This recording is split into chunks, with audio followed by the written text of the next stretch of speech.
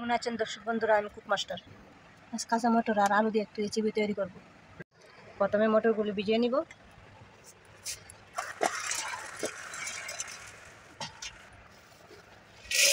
ভিজানো মটরগুলো তুলে কুকার দিয়ে দিব। দিয়ে দিয়েছি। রেসিপির জন্য আলু কেটে নেব।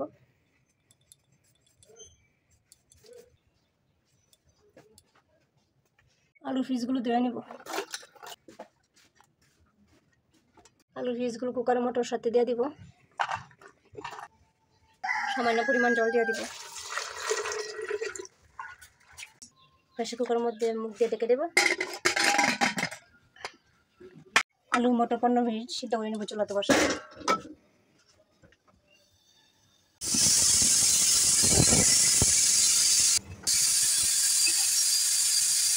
ঢাকনা এখন খুলে দেব।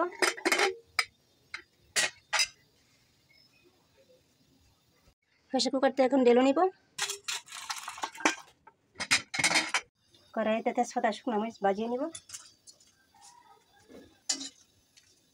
এখন তেল দিয়ে দিব।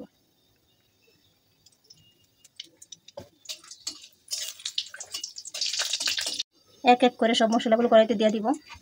প্রথমে রসুন বাটা দিয়ে দিচ্ছি। পেঁয়াজ কুচি দিয়ে দিব। মরিচ বাটা দিয়ে দিব। আদা বাটা দিয়ে দিব। জিরা বাটা দিয়ে দিব। তেল বাটা দিচ্ছি।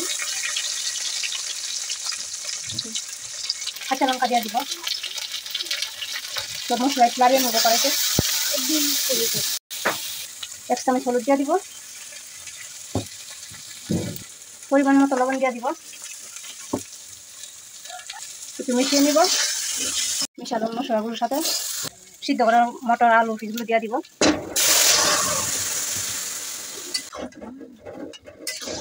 চুল দিয়ে দিব।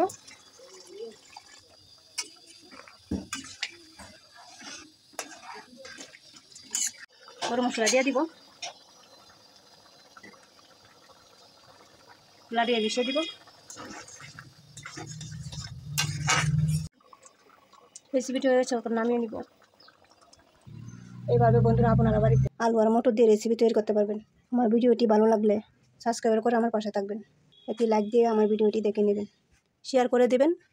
কমেন্ট করে জানাবেন।